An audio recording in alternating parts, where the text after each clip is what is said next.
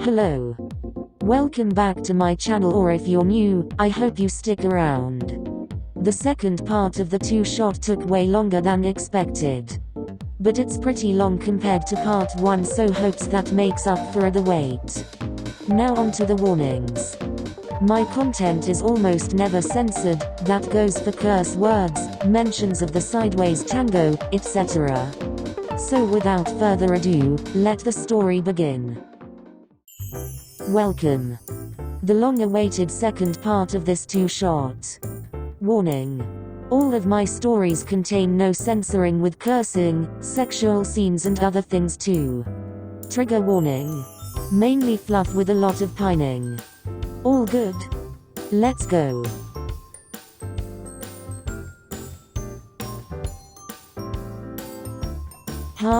It's nice to meet you, SakuAtsu-san. Atsumu spoke rather cheerfully.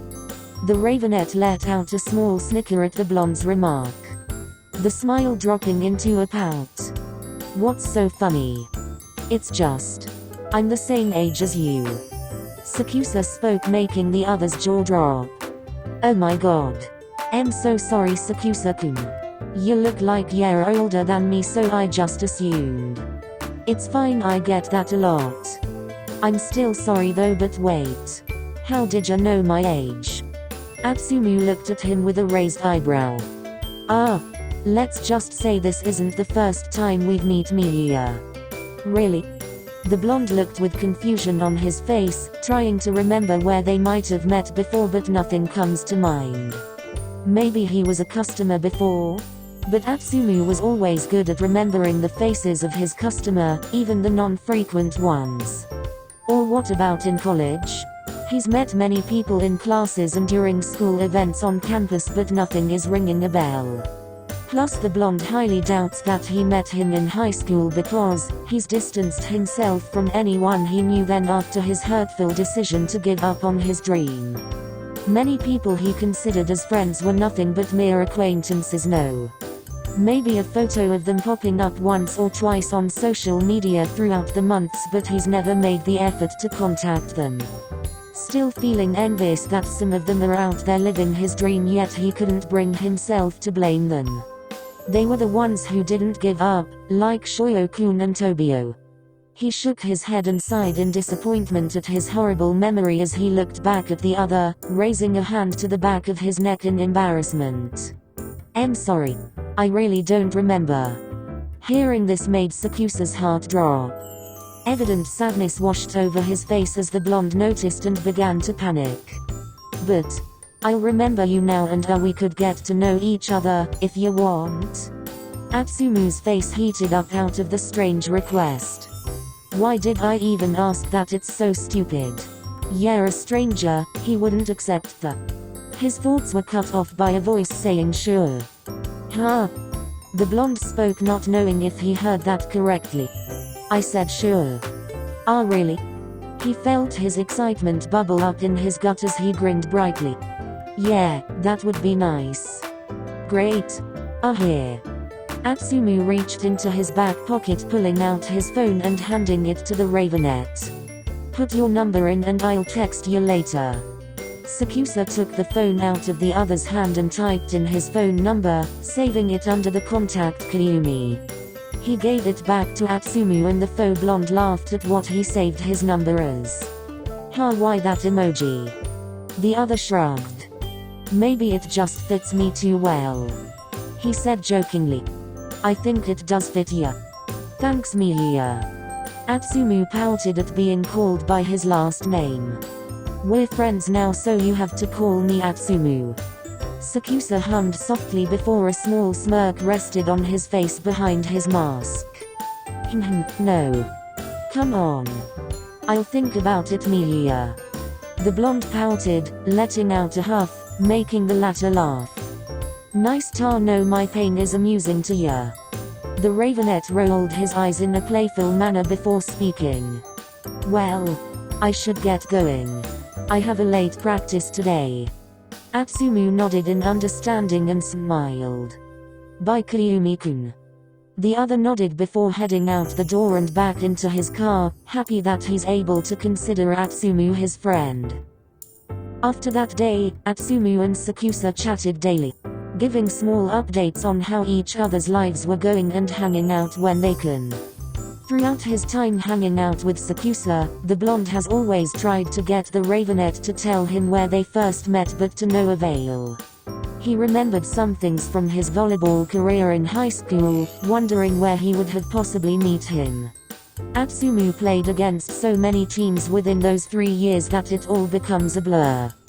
The faux blonde stood on a stool in his closet, rummaging through it, searching for an old box. Once he found it, he pulled it out from the top and brought it to his bed. Sitting down on the soft mattress, he opened the box and revealed a collection of items from Atsumu's high school years. He dug through the box, taking out his old uniform, tracksuit, newsletters, magazines and hundreds of pictures that he took. His honey brown eyes scanned over the picture, each and every one of them. Slowly the blonde remembered vague memories from his high school years and a certain black-haired boy from one of the training camps. Atsumu smiled to himself and let out a small laugh. We really did meet before.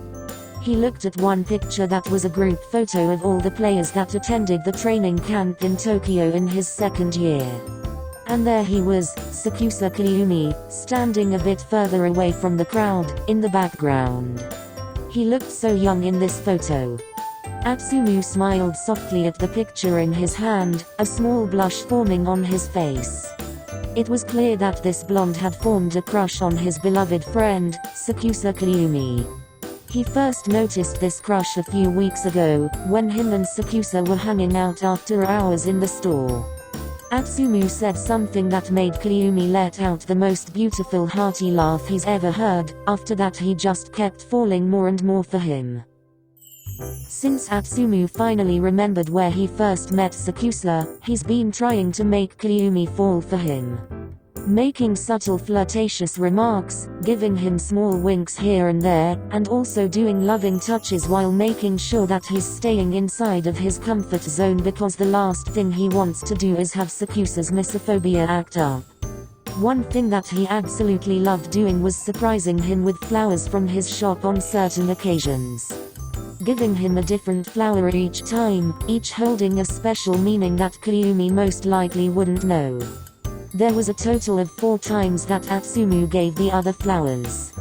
The first flower was during a time Kiyomi visited the shop. The raven-haired boy walked in expecting to see a few customers waiting in line while Atsumu set up their order right in front of their eyes. But this time the shop was quiet with Atsumu nowhere to be found. A confused Sakusa called out his name only to hear shuffling coming from the back room and the blonde's head popping out the doorway with a bit of dirt smudged on his cheek. Kiyomi, I didn't know you were stopping by. I was in the area and thought I'd come visit for a bit. All sweet as ever, Kiyomi. Atsumu spoke in a teasing tone as he stepped out from behind the door, leaning over the counter. The latter rolled his eyes in response with a small smile forming on his face. Don't get too cocky, Mia, I can't stay for long. He spoke, adding some emphasis on the blonde's last name, making the boy pout. Hey, I told you not to call me Mia. Not happening. Sakusa retorted, while Atsumu sighed in defeat. They continued to spend a few talking and just enjoying each other's company before it was time for the Ravenet to leave. Just as Kiyomi went to walk out, Atsumu practically yelled, "Wait!" He froze, turning around with a confused look. Before he could even do something, a white flower was shoved in his face. Take this. The faux blonde spoke with a flushed face. He just stood there, not blinking, before he lightly grabbed the flower out of the other's hands. Thanks. Yeah, welcome. With that, Sakusa left with a small blush rising to his cheeks as he made it to his car. The second was during when Sakusa surprisingly accepted Atsumu's invite to come over to his apartment and have dinner together. To a lot of people's surprise, Atsumu is a pretty good cook, just like his brother. Of course his twin loved to cook way more than him, but he's learned a thing or two from watching and helping Osamu cooking when they were living at home together. So when Atsumu opened the door to let the other in, Sakusa was met with a savory aroma filling his nose. "What are you cooking?" The blonde just smiled and responded and said, "It's a surprise, Kyumi." Sakusa eyebrows furrowed, making the other laugh. "I'm kidding. I made some beef kushiyaki with some miso soup." His stomach growled at the mention of the meal that awaits him. Atsumu let out a small chuckle before moving out the way, letting the other come in. "Go sit at the table, I just need to plate the food."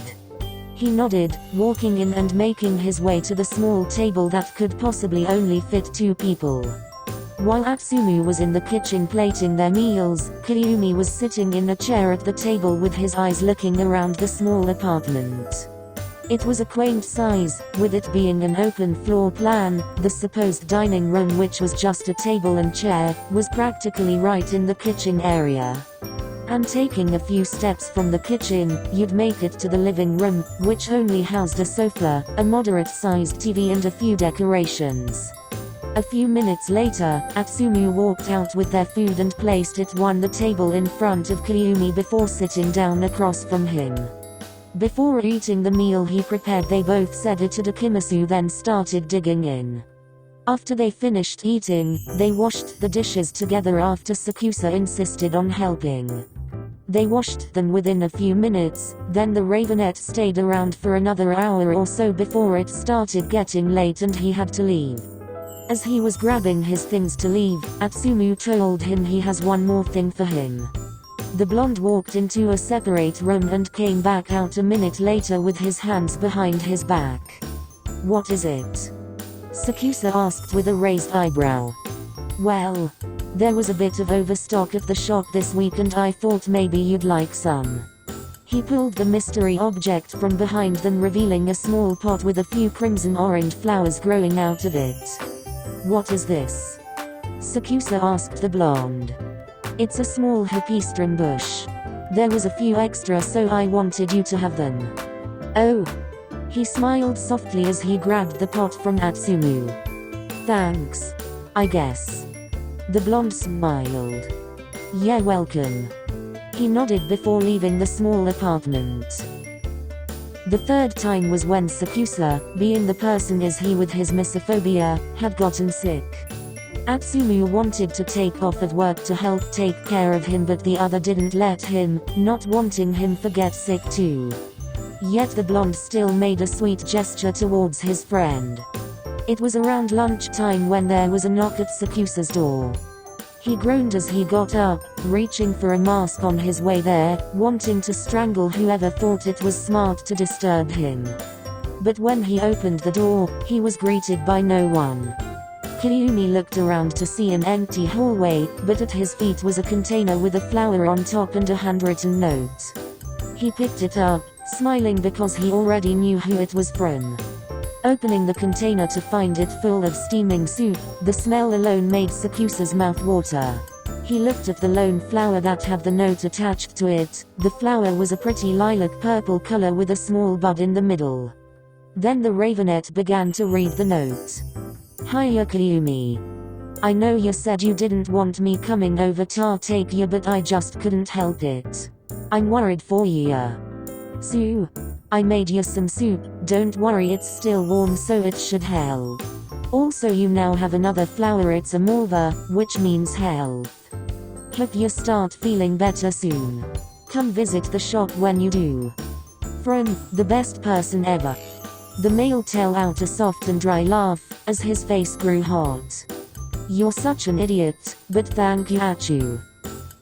This fourth time was going to be the day he finally confesses to his Kyumi. It was midday on a weekday when the blonde asked the other to meet him at the park near the flower shop. It was a weird request since Atsumu would normally have the shop open, but Sakusa replied with a sure and that he will be there in a while. He sat on a park bench with a bouquet of flowers in his hands as he waited nervously for his crush to show up. A few moments later, he spotted Sakusa walking up to him, still in his workout clothes. He stood up, his nerves still high as he looked at him in all his glory. Once the other reached Atsumu, the blonde began to speak. "Kyumi. Hi. What did you need, Miya? Well here.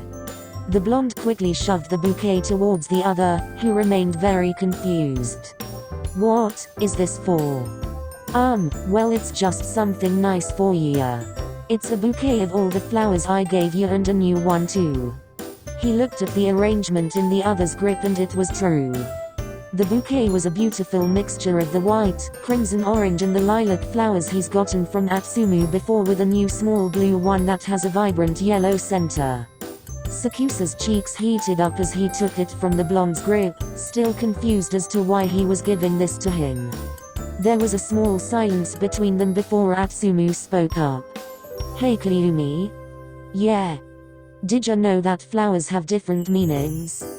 The raven-haired boy thought about it for a second. He's thought what the flowers meant, but he's never searched them up because he has no idea how to spell the name of the orange one he got. And for the lilac-colored one, Atsumu already told him what it meant. I figured they did, but why are you asking? Do you want to know what the ones I gave you mean? Kyumi nodded. That purple one you gave me when I was sick means health, right? You said that in the note. Yeah, but it has more than one meaning. What are the other ones? Atsumu let out an awkward chuckle before speaking. Well, the purple one, or the 𝕟𝕩𝕗𝕖𝕝𝕚, also means protection and love. Love? Why would you give me that? Because I spit it out, Miya.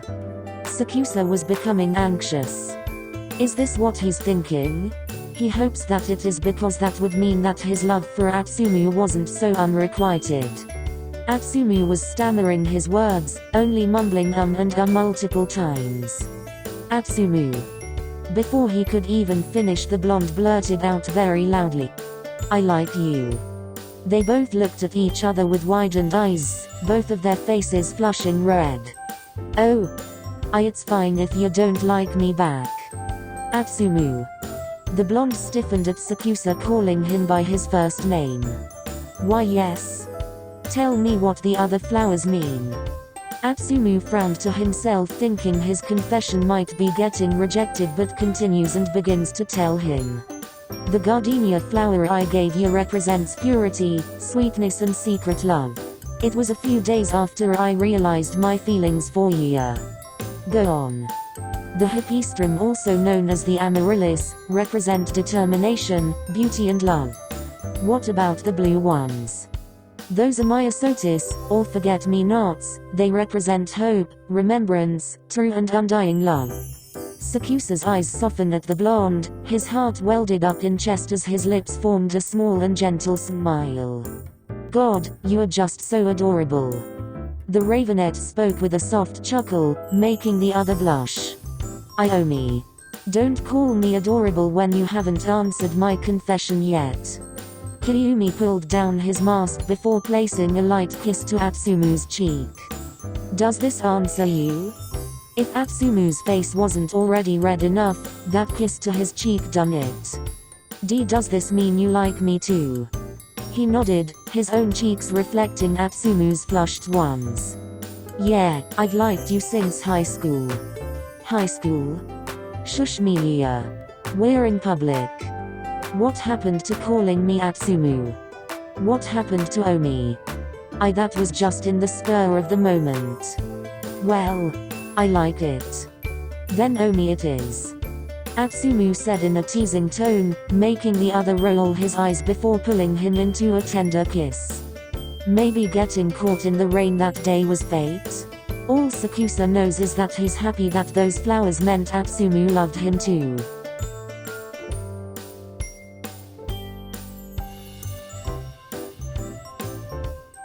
The end.